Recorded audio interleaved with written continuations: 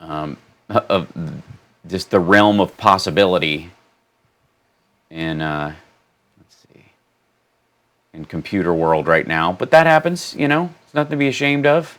It occurs. All right, we'll go back to this camera real quick, and then we're on live, and I think we should be streaming fine now, or it's some version therein, and we'll bring up everybody on at YouTube where I can look at everybody and see. Let's see. Okay, don't want to do that. Hi, everybody. So we're just it's Sunday. We're hanging out. It's just a thing. And in terms of going to my channel, see if yeah we're live. There we go. So gather around, folks, and we are going to see if we can start. Hey, Sophie and Lucky and Lily and Spencer and everybody who's gathered in there. That's a good time. I'll grab up here on the restream thing, open the chat in there so we can look at everybody, and then we'll get rolling with Astronaut Talk with Carl. Now, you'll be able to hear Carl for a second, and then I'll bring him up on camera just as soon as we fix this stuff, and I'll make sure everything's working fine, as if it ever does. But it's okay, you know, nothing to be ashamed of.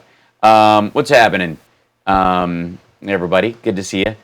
Yeah, we're just having a relaxing Sunday talking about life in space and all those wonderful things. And joining me today, hold on, let me add, I've got to add a camera of myself to this situation, is, well, I'll do it here. Hold on.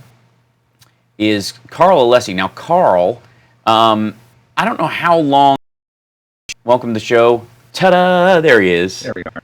All right. Everybody say hi to Carl, and welcome to Carl. How you doing? Hi.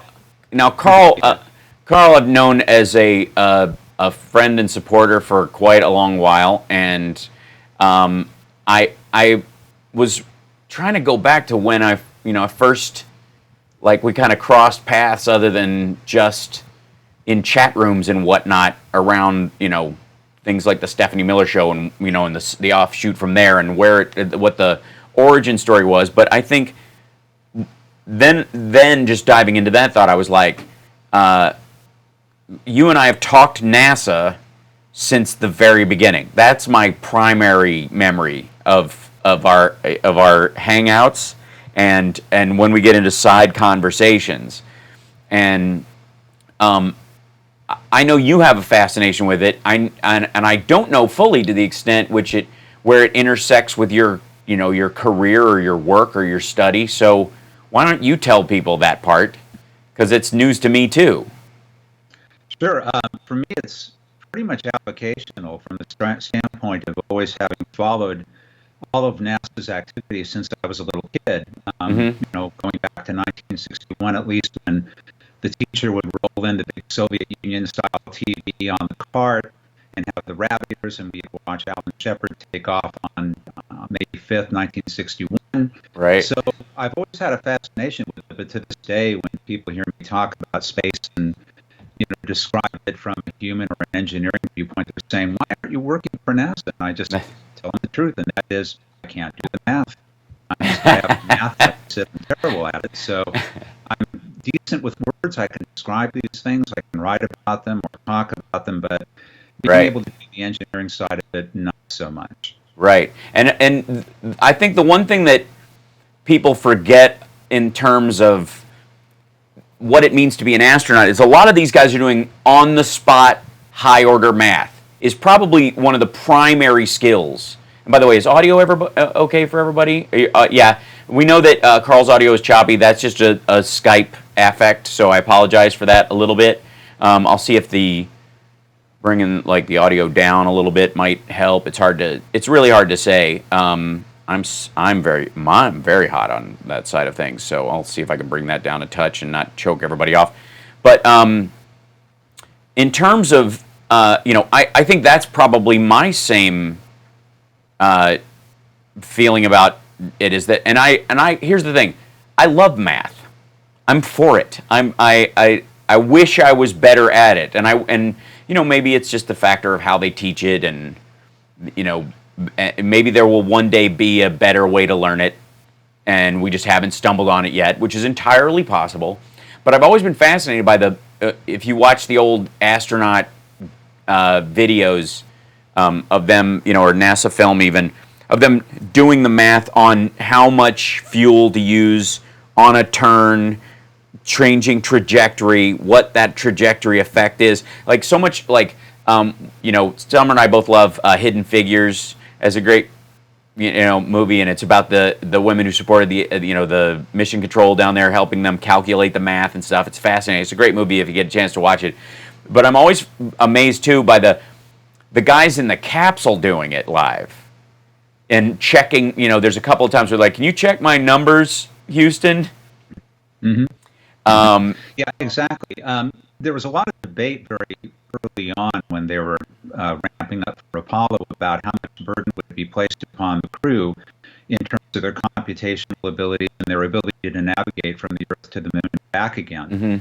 And the reality is that a lot of that tracking was done from the ground by radar, but it is also true that the crew had to be able to perform those navigational duties on board the command module, and they would do that by being able to take star sightings and then feed that information into a computer that, by today's standards, of course, is quite limited and rudimentary, but was very focused on doing the job and did it extremely well.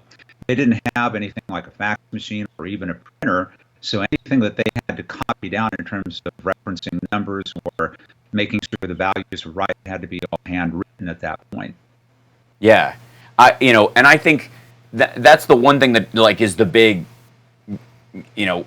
I think we forget, because we tend to do a lot of, I think, modern projecting backwards on the past, and it's like watching a horror movie from the 70s and going, why don't they just call their mom on their cell phone? I think a lot of people have that reaction to the science of, even when they're patting SpaceX on the back, and I enjoy the work that SpaceX is doing. I think it's very exciting to watch, but understand that SpaceX is standing on the shoulders of the people who did this without any of the extra technology that's been developed since. So they get to use computers to calculate possibilities that didn't exist until people physically went through the process of discovering what those reactions, possibilities, and outcomes were. And so people kind of go, well, if NASA had just been a private organization way back then, it would have been way farther ahead. Like, no, private organization would have risked that or dared to risk that and never gotten the measurements. It's like any other science that involves a real world component. Mm-hmm. Where you're bringing up a really large point in that regard, because in point of fact, these private companies, whether they're SpaceX or Blue Origin or several others, are standing on the shoulders of giants, but they're standing on history from the way that the United States has opened up frontiers throughout its history. That's whether right. we're talking about the Erie Canal or the Panama Canal or the Transcontinental Railroad, the United States doesn't have a profit-making motive. They can be in the business of exploring and forging frontiers and putting together governmental organizations to do all of that. And once those frontiers are broken, these private companies can come along and they can exploit that for profit-making purposes, like SpaceX, for instance. So SpaceX is traveling a really well-worn and viable path. They're going to be doing and have done some great work. They're one of the three primary contenders right now to develop the new lunar lander going forward into this decade. But they sure didn't do it alone. And NASA was and continues to be instrumental in being an exploratory department of the United States for developing technology and not being able or having the need to develop or profit out of doing any of that. That's right.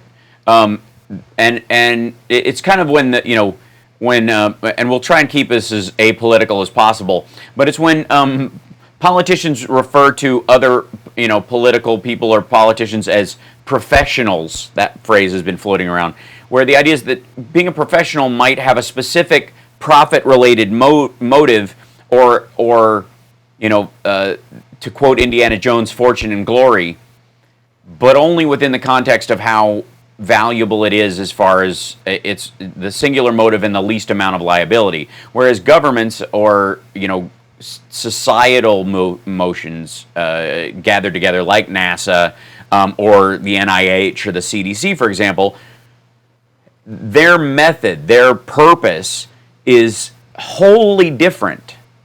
It doesn't mean that that the other isn't necessary, but when you come together for this kind of like, how do we get human beings off the planet and sustain them off the planet for as long as possible?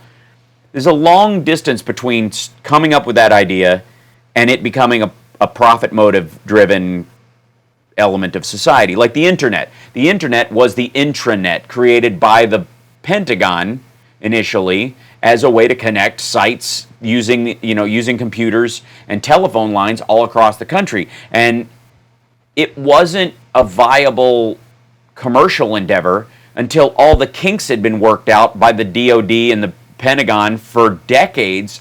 All the failures, it's kind of like everything has to go through college. Everything has to go through university in its own way to be functional and useful as far as a methodology. And if you look at the internet, all the failures had to happen in a testing format where it wasn't crucial. You would hate to start inventing a rocket as the asteroid that's going to destroy the Earth is headed towards Earth. That's not the time to do it. And we have to. Right. Well, it depends on your definition of asteroid currently. And you can see the chat, right? In there, Carl. I'm looking at it currently because okay. I just can't take my eyes off of you, Hal. No, I understand. It's mesmerizing. Yeah, there you go. It's mesmerizing. I understand. Anyways, I want to say hi to everybody in the chat who's joining this. It's is the audio choppy on Periscope or is it the video that's choppy on Periscope? It's hard to say with all this stuff. It's just the nature of it, and it's understandable. It's just these are all I think the technological aspects that we're all dealing with in terms of the quality of available. Let's see. Maybe I'll bring this down and that'll help a little bit, perhaps. I don't know. But so Carl, you and I we're kind of chatting about some stuff and recommend if there's some documentaries or films on NASA or space travel that you think that really sparked your interest in it or made it exciting for you. Well, to spark my interest going back, I can recommend a number of good documentaries, and I'll recommend one right now, actually. And there's a documentary that I worked on called Searching for Skylab. There you go. There's our plug. The director and filmmaker of that film is in the chat room right now, Mr. Dwight Stephen Boniewski. And hey, Dwight. Was the father of that film, along with his lovely wife Alexandra, who's the producer, and they hired me on to go ahead and write it. So you can find that one on Vimeo.com. You can rent it or buy it there. But if we go back a little bit farther, documentaries. I remember being in grade school, now that you bring it up, and watching a documentary on the flight of John Glenn in grade school. We all got sat down in Walt Disney grade school and got to watch that. And I went right out and bought a model kit of the launch pad and the Atlas rocket for it. Right. And, that one was a big one, From the Earth to the Moon by Tom Hanks, which I was lucky enough once to talk to him about. Right. It's certainly an excellent series on that. It's not a documentary. It's sort of a docudrama as they go through the different phases of developing the lunar program and flying those flights and so forth. It's very well done and always be highly recommended. Of course, there have been a lot of books along the way, too, that have really tied me in. And I just have grown to love over time. So in a nutshell, that's a few of them right now. It led me to becoming a member of the National Space Society. Rocky Mountain Mike, I know back in the 80s, used to work for them and cover shuttle flights for them. Mike, of course, in the chat room. And the Planetary Society, which was co-founded by Carl Sagan. I'm still a member of that organization, too. Gotcha. Hold on one second. Let me try something. Just see if this helps us at all in the process of, let me mute that guy and see if, see, I'm going to add, maybe this will clean up the sound a little bit. We'll see. Can you say hi, Carl? Do we hear you? I'm sorry, you want? There you go. That seems a little better. Okay, you want me to do a test? No, it sounds good. That sounds way better. I sound fine to myself, I can tell you that. Well, I don't doubt it. I love the sound of my own voice as well. I think we have that in common. And I will say, Carl, I do vote for you on a sonic level, just at a baseline. as a good narrator for a NASA doc. Oh, thank you. Well, I appreciate that. Yeah. So, and cool that we solved the sonic problem. So it sounds a lot better in that regard. My wife is telling me to get closer to the mic, so yes, we'll see if that helps. As you will, and tell her I said hi, by the way. Hi. So, hi, Joyce. Yes. So, where can people get the documentary? Searching for Skylab? Yeah. Vimeo.com. You can rent it or buy it from there. Mm-hmm. And that's of course something that's descriptive of a fascinating program that grew out of the end of the Apollo lunar program. NASA had always looked forward to another life past Apollo, but being able to take advantage of the hardware they had invested in. So they had something called the Apollo Applications Program, and that became Skylab, which became America's very first space station. And one of the fascinating things that I loved about that program in particular is the fact that it almost catastrophically failed on launch, and it became necessary for NASA in a big hurry to be able to get together, improvise repair measures to save the station, fly a crew up under Pete Conrad, and be able to actually repair it and get it online again, which they did. It's an amazing bit of improvisation on their part, once again, to be able to rescue something from what looked like the jaws of defeat. It almost tore itself apart during the launch phase. There was a solar shield wrapped around the hull of this third stage of the Saturn V that became an actual space station, ripped it off, slammed into the Saturn V twice, almost caused the Saturn V to have its thrust bulkhead on its second stage implode and for the whole thing to come apart. But in the end, it got into orbit with one solar wing ripped off, the other one pinned by debris to the hull, and the solar shield missing to the point where it was overheating internally to the point of well over 100 degrees Fahrenheit inside. So they had to come up with repair measures for that, to develop a solar shade that they could put up in place of the missing one, and to cut the solar wing free so that it would swing out like a wing and deploy properly, so they'd have enough power on board, all of which they were able to do. Gotcha. I'm a big fan of course, the narrative aspects of movies. So the point of view, and I've always felt like, in many ways, that the camera is a necessary character in film, and how things are shot to convey the stress and the circumstance that these folks are in, and what they choose not to do to show the things. Because at the on the one hand, especially when it comes to NASA tragedies, it was it the Gemini that had the explosion internally, the fire in the capsule itself? No, that was Apollo 1, although they're... 1, right. Yeah, okay. That was on Apollo 1, on the ground. Yeah. And the way they showed that in First Man, for example, was all from the outside, and only moments of them building with the reality, the realization that they were trapped inside with this fire, and it was having this. There was never a moment, I think, visually in the timing of how you could express this, for them to realize there's no getting out of this. In the filming of it, and it's almost the most important, dramatic moment of that experience for them, and that, I think, encapsulates, no pun intended, all the stuff that the astronauts went through. Is that every problem that they were in space was a permanent problem that they could only solve their way out of. There was no waiting it out, like we're kind of waiting out to some degree, those of us that are trapped at home. They had to come up with a vaccine, if you would, for every problem that they had as they were having it.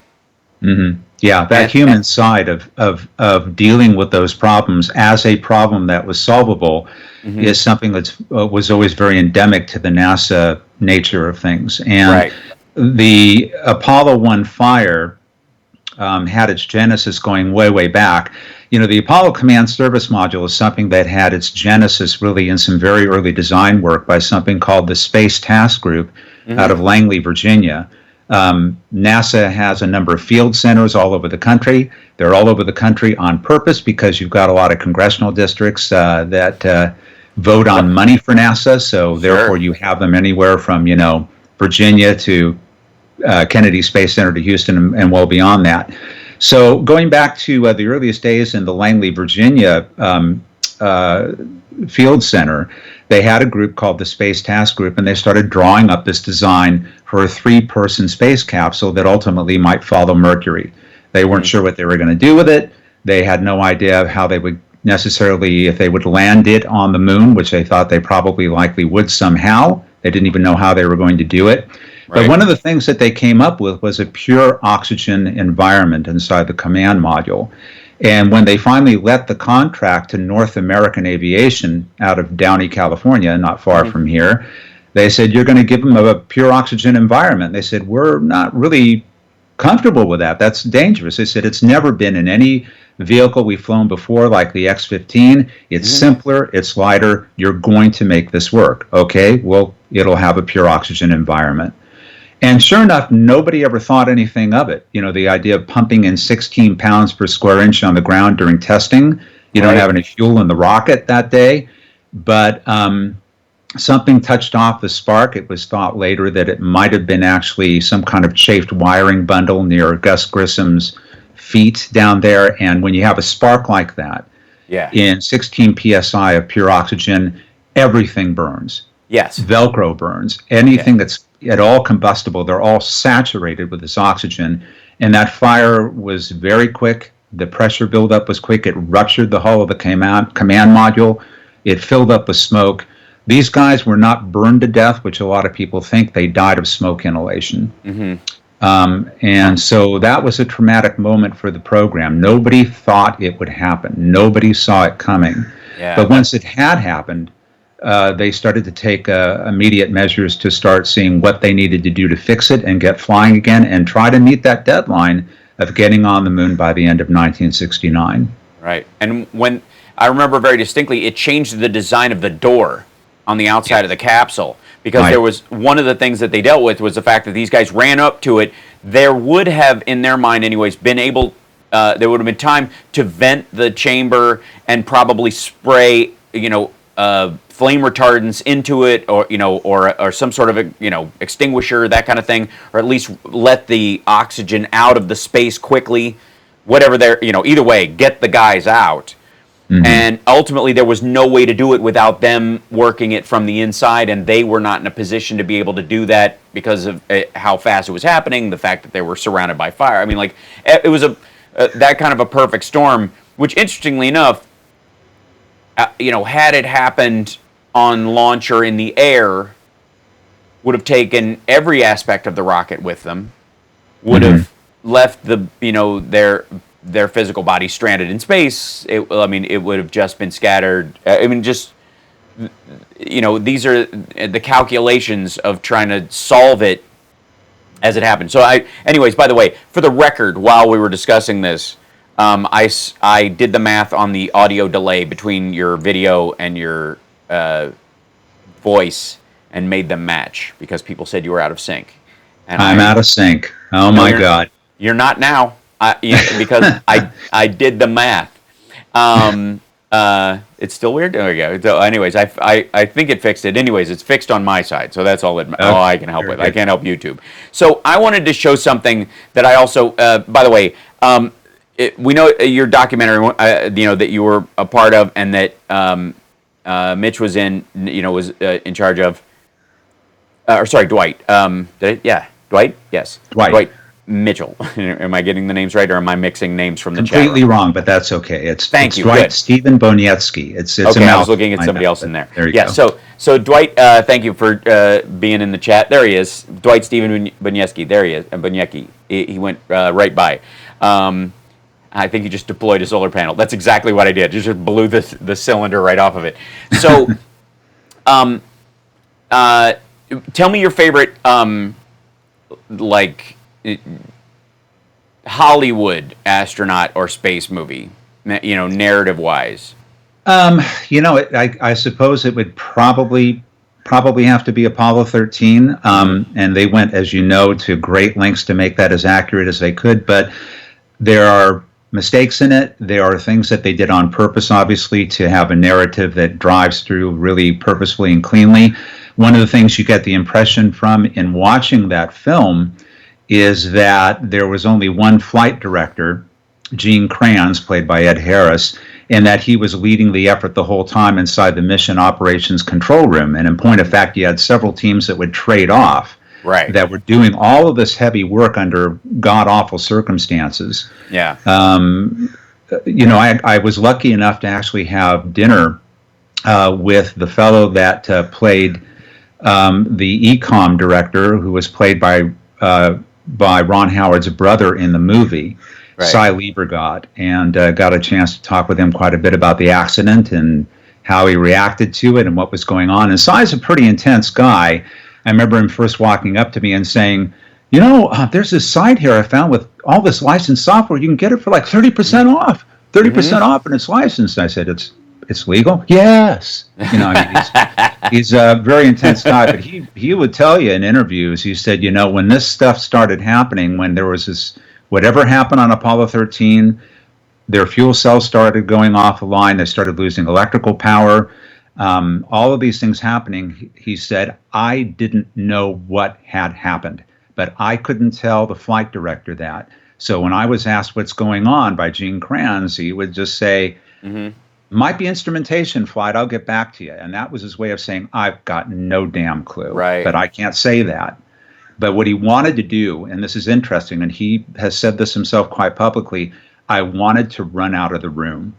I just wanted to get out of there because right now it's all on me. This is a system that is blown up. That's my specialty. Yeah. And he didn't know. And so he had an urge to get out of there. But obviously you said you can't. You've got handles on either side of the console that are used for pulling the consoles out. And you just grab those handles like this in a death grip and, work out your anxiety as best you can while you're trying to figure out what in the world has gone on here. Right. So you know what a big fan I am of First Man as far as the newer ones go. And Summer and I have watched Apollo 13.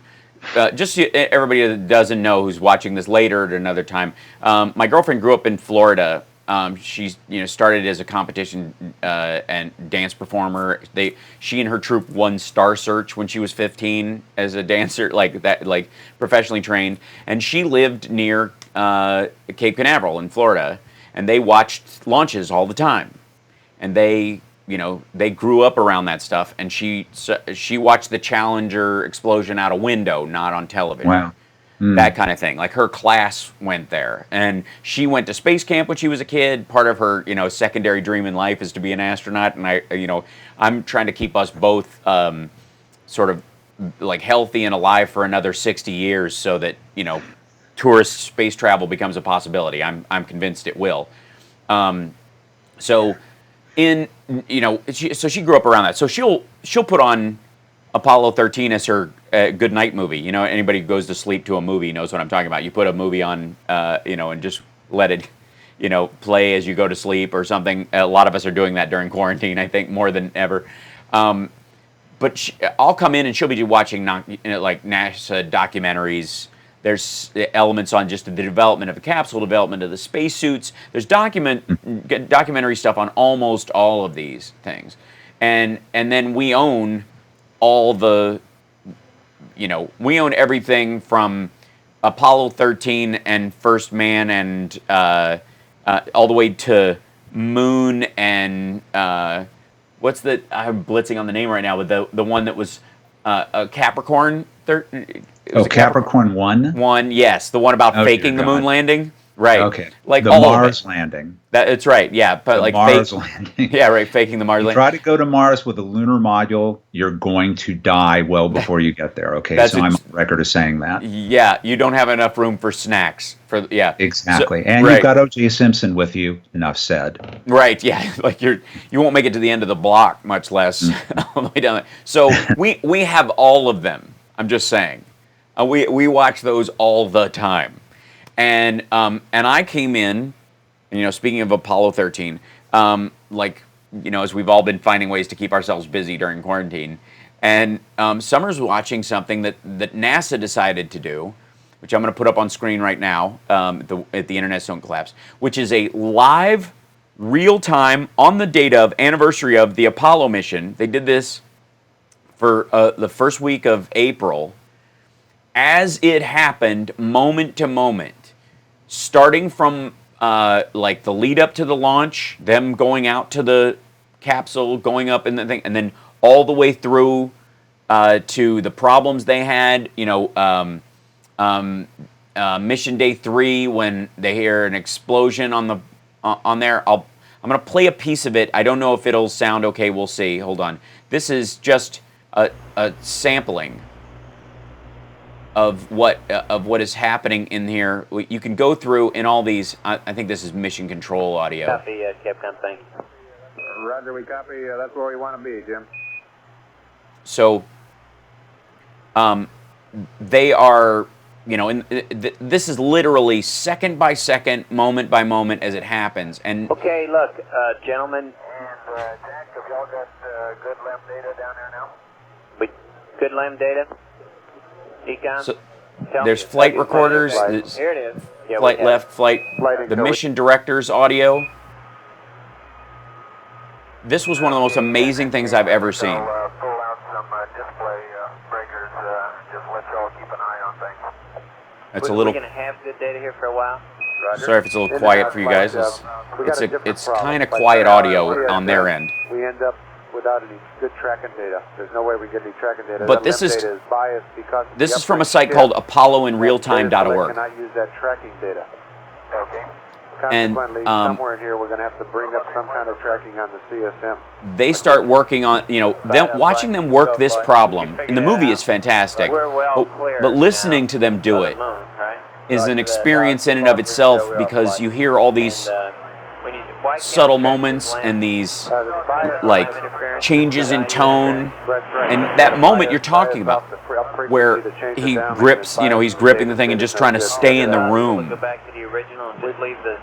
Isn't you can feel it? You could feel that you would experience that at that moment, because these people are so far away. When you're watching a movie, the fact that there's a soundtrack almost lets you be a bit at ease about it. You're like, oh, there's music and camera work. I can watch this. It's exciting, but it's a movie.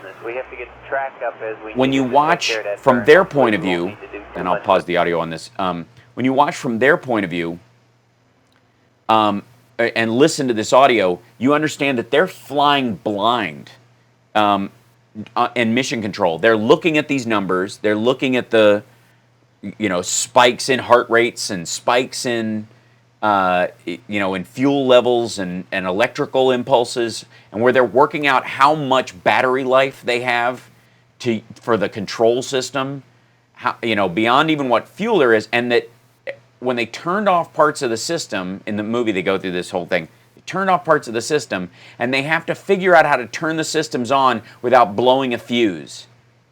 So they have to get rid of 6 amps at one point in the setup. And they keep taking stuff out of it to try and do it on the ground. They're simulating in the capsule, and they're trying to and I always think of this, whenever in Star Trek they would talk about we got diverting power from life support, was always to me turning off your air conditioning so that your Yugo could get up the hill. That's effectively what they're doing. That's what's happening, And there's so much of that in this that if anybody wants something to subtly play in the background for days, I'm not kidding, because this is real time. It just goes and goes. And you talk about those shifts, those different teams that come in that you don't see in the other setup, and the astronauts are asleep for a good long while, and other teams come in to deal with stuff while they're trying to get sleep, and then they're having a hell of a time. Ask Carl how close Joe Straczynski was to the reality of space. I'm sorry, who was? Joe Straczynski? I don't know. I don't know who or what that is, actually. Yeah, I'm sorry. Do we know? Yeah. Fill us in a little more information, Daisy. But so listening to them do this and then watching those movies, and then, like I said, I just watched The Martian. You've seen The Martian, right, Carl? Sure. Thoughts on it? Did you enjoy it? Yeah, it's a lot of fun. There's stuff in there that's not real. Like us on Mars, right? You know, like right. the inciting incident. And the author of the book, whose name I'm forgetting right now, is very candid about the fact that the dust storm on Mars causing the level of destruction that it did is totally fanciful. Now, they do have dust storms on Mars. They can be global in their scope. But the air pressure on Mars is so low that a howling wind like that would feel like nothing more than a light breeze to you on Mars. Right. And so, it was made up in that sense, that it would cause him to be abandoned there as a result. And a few other things along the line. But it's so much fun to watch, and it's fun to watch how Matt Damon actually. I won't use the phrase, I guess, here because I don't know who's listening and how young people are, but science is the you-know-what out of it to work his way out of the problem. Yeah, that's the part I enjoy the most. Yeah, go ahead. I would love to tell you a funny story, though, one that Joyce and I were present for when it was told, because you were talking about instrumentation and you were talking about working your way out of problems. And it brings me back to one of my favorite stories from Apollo 12. And Apollo 12 is something that was one of my first encounters with astronauts personally. And Apollo 12, obviously, it's the mission that followed Apollo 11. These guys flew in November of 1969 to be the second mission to land on the moon. And for a lot of us, it tends to be our favorite mission because the crew of Pete Conrad, Al Bean, and Dick Gordon, they were just so much fun. I mean, these guys had a real rapport. Pete Conrad was arguably the greatest storyteller in the NASA office. They were just great. So anyway, they're going to fly in November, and it's raining, right? They're going to launch to the moon in a rainstorm in what I believe, if I'm remembering correctly, is the single worst area for lightning strikes, at least in the United States, if not in the world. Right. But, this is a test, and we've never done this before, so why not? We're going to hit the launch window, and we're going to fly today. So they launch, everything seems normal, and all of a sudden there's a flash outside of Pete Conrad's window, and as he described it, lights for almost everything flash on, their fuel cells that supply their electrical power goes off, and the attitude indicator, this ball in the console that tells them which way they're pointed, starts doing this. Oh. And so Pete Conrad radios back. He goes, "I don't know what happened, gang. We just had everything in the world drop out here." And so they had what's no that idea. like? Yeah, really. And so there's a dictum in NASA that says if you don't know what to do in a situation like that, don't do anything. Mm-hmm. And it's something that actually was repeated by Gene Kranz in Apollo 13, where he said, let's work the problem, people. Let's not make things worse by guessing. So he sees 11 different systems come up as caution and warning lights.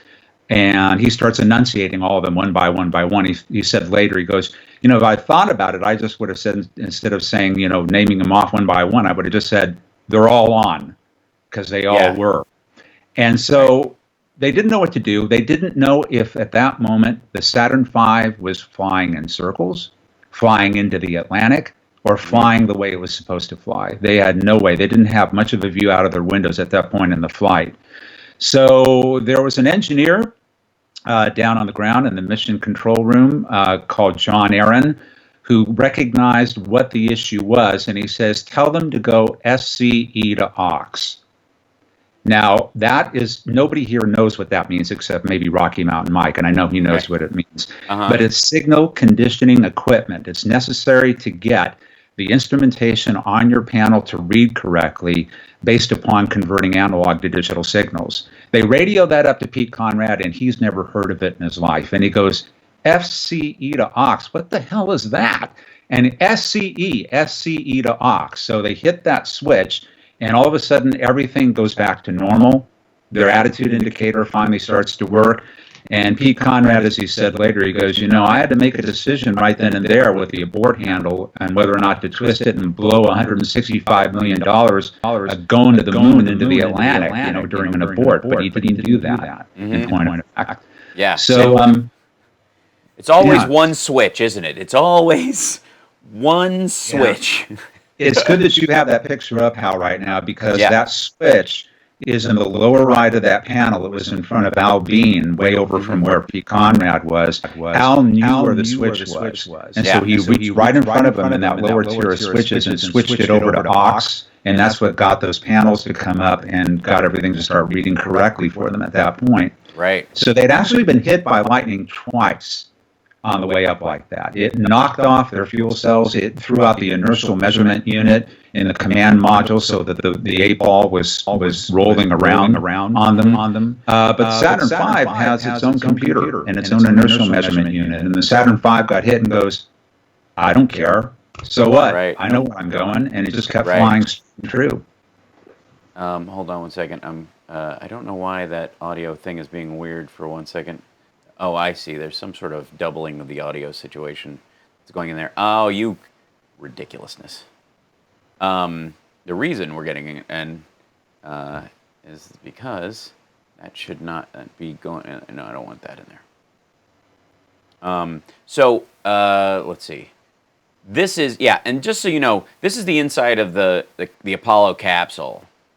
This is Apollo 11 that we're looking at. Not much change, because you don't want to change too much, because everybody's studying up on how to use this system, and you need to add things without moving too much, because mainly, one of the things that everybody had a skill set of in the, here we go, I'll bring it up, was let's see, oh, I see this. It's reversed, by the way, but oh well.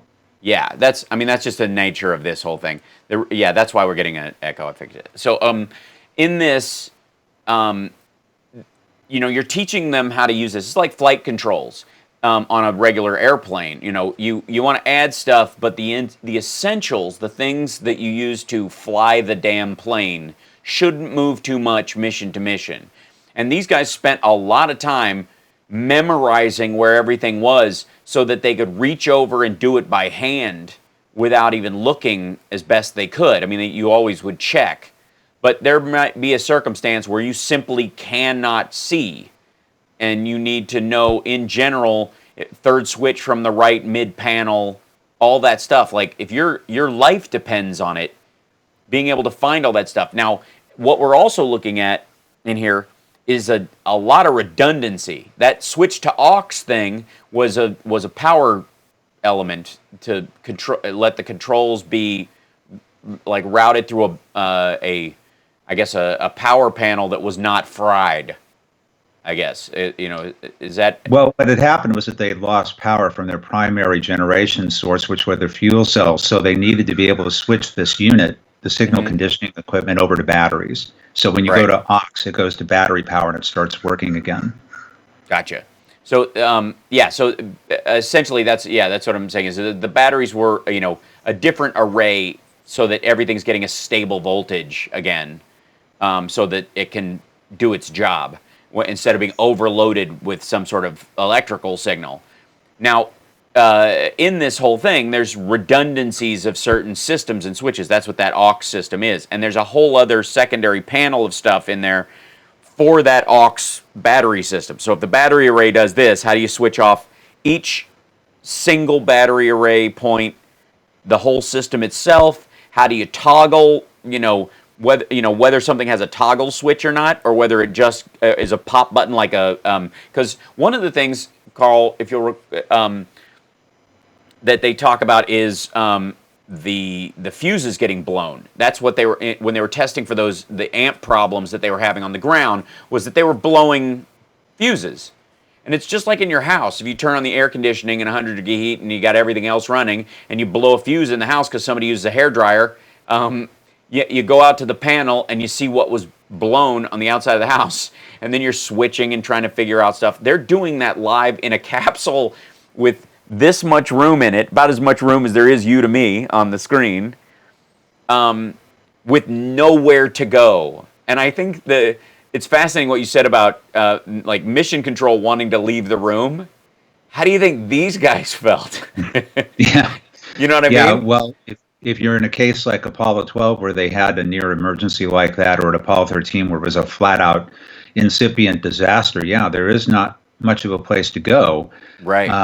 at all. So, I mean, you either solve the problem or you end up losing the mission or losing your lives. Right. And, you know, it can't be overstated enough that the on the ground with them and the contractors that were on the line and on call all the time to be called up about how does this system work, we're having a problem. All of those people contributed to this decision and action flow such that they could take corrective action, do it correctly, and do it in time before you know you really end up having a loss of mission or loss of life. Right. So on a lighter note, I'm going to see if this will play. We'll see if we go. But beyond just the threat of life and limb in this circumstance, the idea of living in an enclosed space, and this is probably the most relatable part of this for the who's at home right now, those of you who are watching this. This is probably, let's see if this actually works as far as showing people. But there was a fuel issue of another sort. Let's just say. Ask Carl about his meeting Tom Hanks and Talking Space. Oh, we're going to end on that. Yeah, that's where we're gonna wrap to that in about like 15 minutes or so. This is from a video readily available on the interwebs called well, they just titled it "Farting on the Moon," Apollo 16.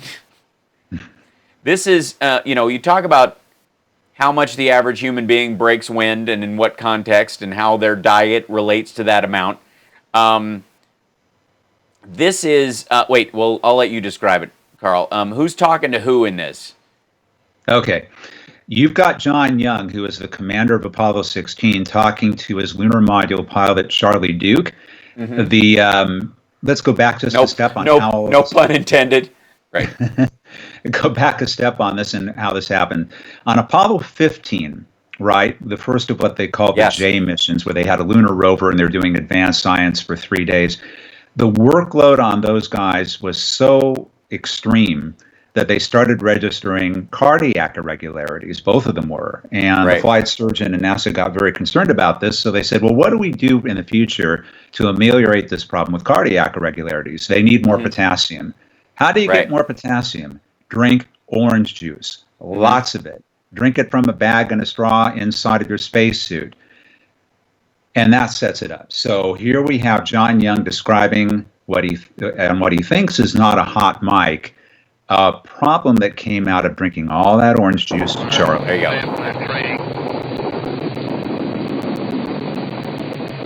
Okay, and I sure think it's paying off. You guys did an outstanding job. I got the forks again. I've got them again, Charlie. And I haven't eaten this much citrus fruit in 20 years. And I'll tell you one thing. In another 12 fucking days, I ain't never eating any more. Stand by the train. Hold on. Okay, and I sure think it's paying off. You guys did an outstanding job. I got the forks again. I've got them again, Charlie.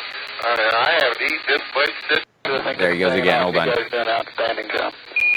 You guys did an outstanding job. That's. I'm showing the screen so you can see. There it is. That's the big blow up right there. I have the farts again. I got them again, Charlie. Yeah, you went on from there to say, I love a good orange now and then, Charlie. I really do, but I swear to God, after this, I ain't eating another one. Yeah, he goes, I haven't eaten this much citrus fruit in 20 years, and I'll tell you one thing, in another 12 effing days, I ain't never eaten any more. So there have been double negatives in space since the beginning, I just would like to say for the record. But yeah, that's... Capcom then advised him, you're on a hot mic. Yeah, they say that right here. Let's see, I put them over right up here, you ain't in there, let's see, where does he say it? Oh, and they tell him he's on a hot mic, and his response is this. He just goes, "Oh shit." Shit. Yeah. They go. Where is he? Orion Houston. There we go. Yes, sir. Okay, John. We have a hot mic. Boy, do we. Yeah, that went on for a little bit of a time there. So at least I think their heart rates were regular, along Yeah, with along with the rest of them. that's right. Well, I mean, I don't think they have much choice because I think it was a suction-based system, is it not? Well, Or do no, they, they pooped in bags, Hal, actually, is as you what they do. had to do. The Sure. entire time on both spacecraft, there's no other way to do it. You taped it to your butt and you squeezed a little germicide capsule, and it took maybe about an hour to do all that and clean up properly. And I will tell you something. Whenever you look at a splashdown of a spacecraft and the frogmen open the hatch, Yeah. if you ever see them wanting to kind of go like this, it's because they're smelling what smells like the worst chemical toilet you might have ever smelled in that Right. advanced spacecraft. After living in it all that time and storing all that stuff, it's bad. So, just so you know.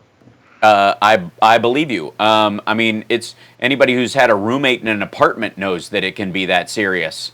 So let's see. I'm going to go to. I'm looking for the searching for Skylab because that the movie was done with a Kickstarter, correct? I believe that's correct, Yeah.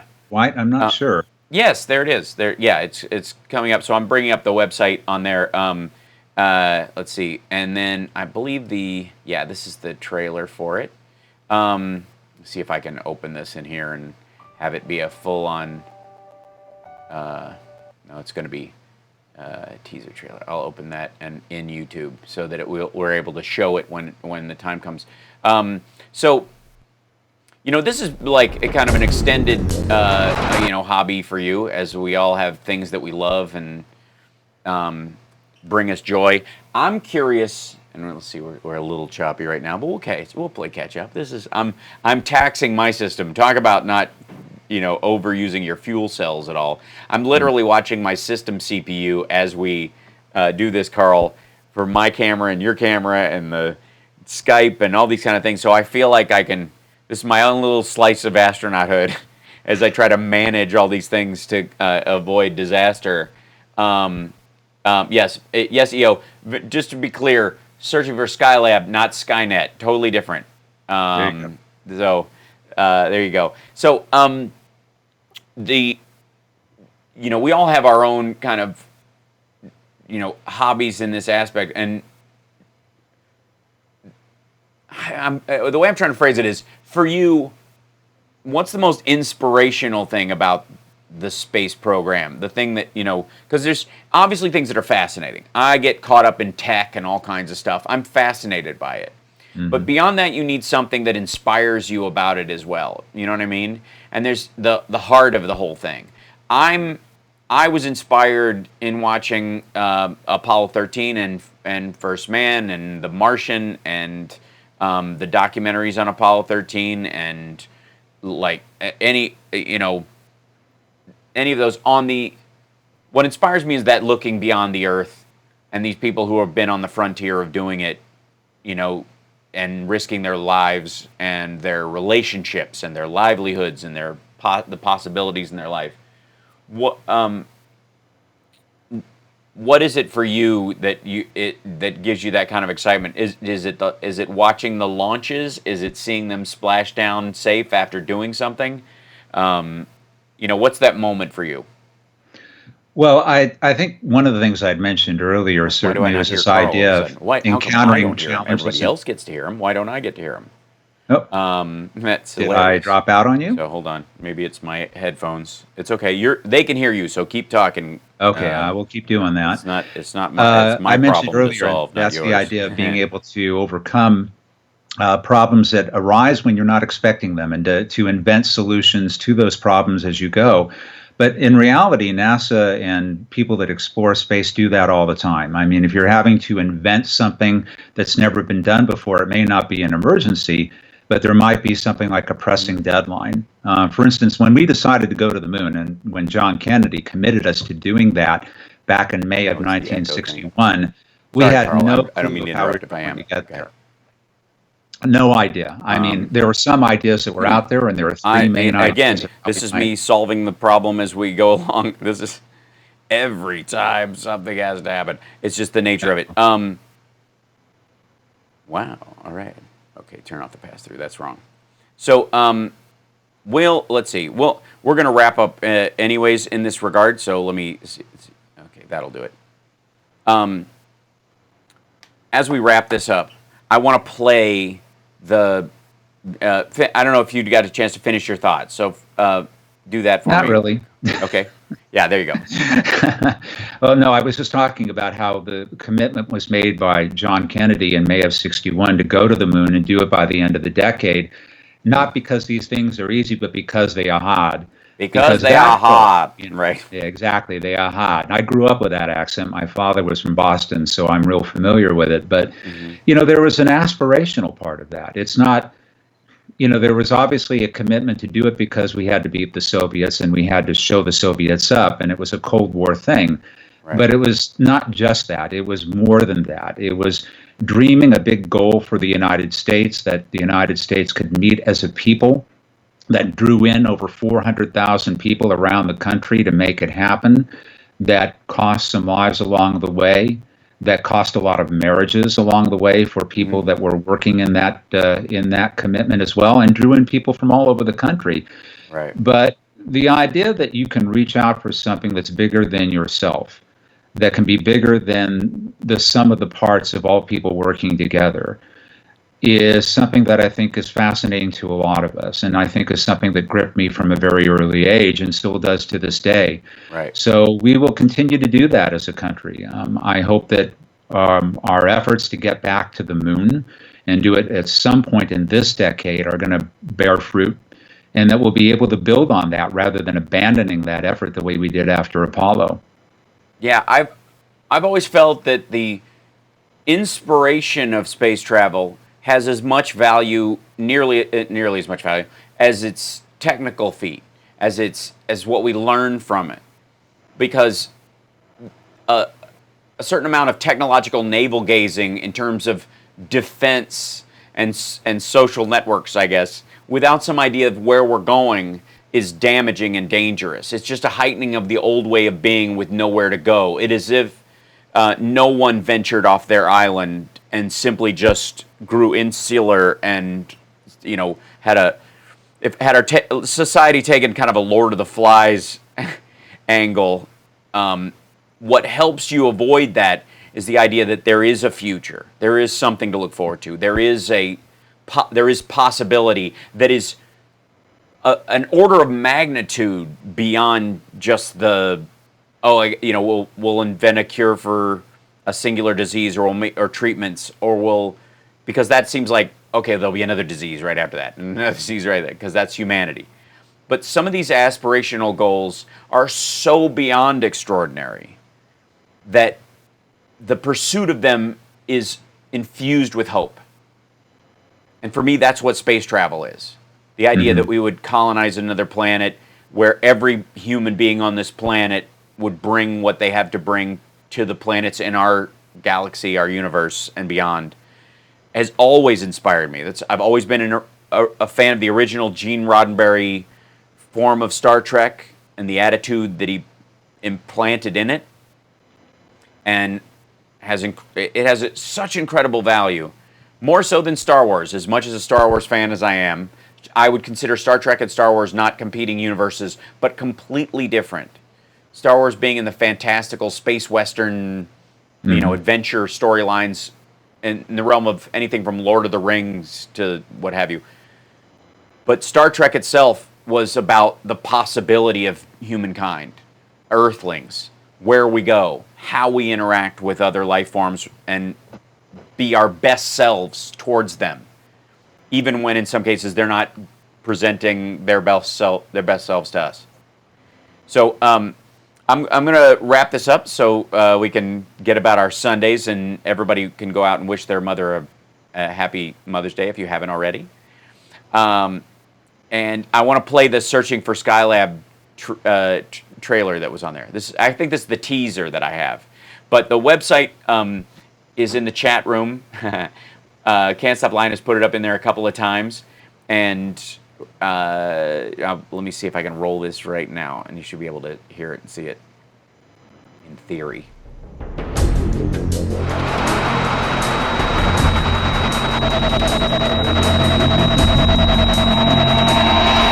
When the bird came over the hill on the launch, at least one of the wings hadn't deployed. Solar wing clear is gone completely off the bird.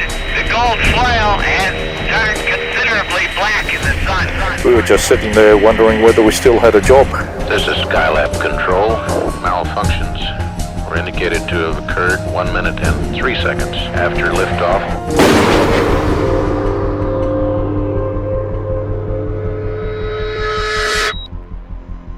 So that's the teaser trailer for it. It is available at searchingforskylab.com. I think that's the website. I think I got that right. We'll pop back on. This is their site. Yeah, searchingforskylab.com. You can pay to watch the movie there and support it and the like. There's all the information. There's a picture of Dwight. Hi, Dwight, who's currently in our chat. Hello, Dwight. Good to see you again. Yeah, How's it hello, going, Dwight. It's been a while since we got together. That's right. And it's just fascinating. There's a podcast. Is that an episode, or is that about? Is that a running podcast about Skylab? And that might be a question for Dwight. Yeah, I think it probably would be. It was it was a site that we were working on for a while. I haven't been up there for a while, to tell you the truth. I don't know what the current story is. Right. Well, now it's there. So there's a podcast link on there. So check that out. Searchingforskylab.com. Okay, we're finishing up with you telling us story. Oh, my Tom Hanks story. Okay. Yes. We went to the LA Music Center, Joyce and I, to see a play quite a few years ago now. I can't remember exactly how many, to tell you the truth. Probably around 2005 or so, I'm just guessing. And it was a play with David Hyde Pierce. And intermission comes up. We go out into the lobby of the Dorothy Chandler. Joyce and I are standing about 10 feet apart. Tom Hanks goes walking between the two of us. And she looks at me and I look at her and she goes, "That was Tom Hanks." And I went, "Yeah, I know." And she goes, "We got to talk to him." And I went, Right. And so she goes walking after him out to the plaza. And I figure I've got to go following him too. So I follow after him and she's talking to him about bosom buddies. And he's going, "Oh, yeah, bosom buddies. Oh, yeah, I remember that." So I walked up and I said, "Hi, Mr. Hanks," making sure I'm not overly familiar with him. Sure. And I said, I'm glad to meet you. I think you and I have a lot in common. I'm just a few months older than you, and I have a feeling we both grew up watching all those manned space flights and those launches and never missing any of them. And from that moment, he was just riveted. He went from just being polite to being just tied right into it from there. So we spent the entire intermission talking about From the Earth to the Moon, talking about the making of it, talking about his experiences with Jim Lovell, reflections on the Apollo 11 crew, asked us questions, about certain things. And as I think I mentioned to you earlier, I think that one of the things that makes him a great actor is that you can tell in conversation with him, he's also a really acute listener. Yes. He listens to people. And it seems to me, and it's always seemed to me, that, that's a nucleus of great acting. Mm-hmm. So I remember we're walking back once they ring the bell that the play is about to start again, and Joyce and I and Tom now, are walking back to the theater, and we're talking about the Apollo 11 crew, and he said, those guys on Apollo 11, those were some strange guys. I'm not sure why he said that. And I go, "Yeah, but they got the job done." And he goes, "You're right." He goes, "You know what? It's been great talking to you. God bless you." And he walks off in the theater. I almost hit my head going back to the door because my feet are about this far off the ground. But that was a cool experience that Joyce and I have never forgotten. Yeah, I have worked with Tom on a charity project, We Spark, which is a cancer benefiting organization that was started by one of his co-stars from Bosom Buddies. And we got to hang out. He hosted the event, and I danced the full Monty striptease with Joey Lawrence. So that was my meeting with Tom Hanks, was at rehearsals in my underwear, which, as you do. So I have found him to be a very serious human being, in spite of himself, because I love his comedy. And in watching him kind of grow into this kind of stuff, military and NASA related projects, because that's where his heart is and that's what he wants to show. And I think he, in his heart of hearts, wants people to respect and understand the heroism of these people. Yeah. That's what he seems to be trying to convey more than almost any other thing, is let the world know through his acting how valuable these people are, not just in the lives of our country and in the world, but also his heart, his own personal life. Like, this is him showing you his inspirations, even though they're not in the same field he's in. Mm-hmm. And insofar as him being a listener, that is absolutely true. I think also, though, part of his talent is knowing when not to listen. And that's when you are working with someone who isn't giving you what you need, and what you bring to it is your own performance. And if you watch a lot of his comedies and his early work and some of his offshoot stuff, Road to Perdition and some of that, you can watch him choose not to be a listener, which is being able to have the talent and use it is very well. And that has to do with that astronaut NASA thing. Sometimes input is good. Sometimes eliminate the input and stick with your instincts. And I think Tom Hanks, that's one of his talents, and I think that might be why he's so inspired by NASA and by the astronauts repeatedly, is that parallel mix. And I think that's good for all of us to recognize that other human beings, like I think the phrase was, God is in other humans. That's how you, the search for God is when you search for the other people in your life and connect to them. This idea of listening and being able to hear what people truly say is so important. But then there's also that moment where you just shut it off and go, what do I bring to this situation? What's my value? And that mix is so perfectly encapsulated in NASA and in these missions. And I think, when I start talking to you about those things, I think we both start getting almost giddy about that aspect of it. We start getting like, wow, these guys in this situation, going, the give and take of it, and then the recognition sometimes of like, I got nothing. All I want to do is run out of the room. But this person who I've been, by fortune or favor, had the chance to work with and be around, comes up with a solution, and I can be part of implementing their great idea. NASA is so full of that. And I think yeah, so if you've followed NASA and you followed Apollo 11 in particular, you might be familiar with a speech that Gene Kranz, who was, again, that lead flight director on Apollo 11 in this case, did with his whole crew in the Mission Operations Control Room before the Apollo 11 landing. And he said, I want you to know that whatever call you make while we do this, I will stand behind every call you make. And when we leave here, we will either land, we're going to crash, or we're going to abort. It's one of three things. But when we leave this room, we're going to leave together as a team. And I want you all to know that. And so that kind of cohesion and that kind of inspiration is what makes you rise to the moment and makes you rise to it accurately and make sure that the job gets done. Well, I wanted to do this for a while, Carl, and I appreciate you greatly, and I love when we have these conversations, and usually we have them in a loud club where there's noise or a line of other people are waiting, and those kind of things. So I'm glad we not only got to have it finally in a just us format, but also where we could share it with other people, because I think both of us are inspired by NASA and the work of the astronauts, the engineers, the mathematicians, the scientists are both inspirations to both of our lives. And so I've always liked that about you, and I wanted to share that with other people.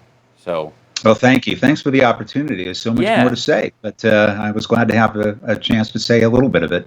Yeah, and I appreciate you coming on and sharing part of Mother's Day with me. So, searching for Skylab .com is the website. Can't Stop Lying, just put it in our chat room. So if you're watching this later, it's in the live chat. You can Thanks, ESL. click straight through. There's a coupon code Skylab ATM for 20% off if you buy it or rent it or what have you, whatever it is. And maybe we'll have Dwight on with you. Like we'll all three be on at some point in the That'd future. be great. To talk about it. But I want to leave everybody with the idea that, like, watch one of these, either the documentaries or the narrative movies, depending on which one you prefer, and maybe through Carl and I talking about it today, watch it with a renewed respect for people solving the problem that's right in front of them with no options except to fix it, and then solving the next one, and the next one, and not getting so far ahead of themselves that the stress, worry, and pain makes them useless. That you really harness your usefulness this way. And that's the inspiration they always bring me, and I appreciate you, Carl, for sharing it with us. Thank you for asking me to. Absolutely. So I'll sign off now to everybody. Thank you guys for watching. Like and subscribe to the channel. I would argue this is our first Patreon video, like solely for that purpose. So thanks to everybody who supports, and Carl included in that. And I look forward to when we get to have another conversation about this, maybe after the launch that's happening on the 27th. No, Maybe yeah, we'll all let's do a hope it live does. watch of that or something. That'd be cool. But that's right. So I'll say bye to everybody else. I'll keep Carl on with me for a moment as we sign off as a human being. But thank you guys so much, and we will see you later. Take care of yourself and take care of somebody else. And thanks for stopping by, everybody who just joined us in the chat today and everything. And I will see you guys later on, either gaming or doing something else, because I'm on every day. I'm on every day. All right, we'll see.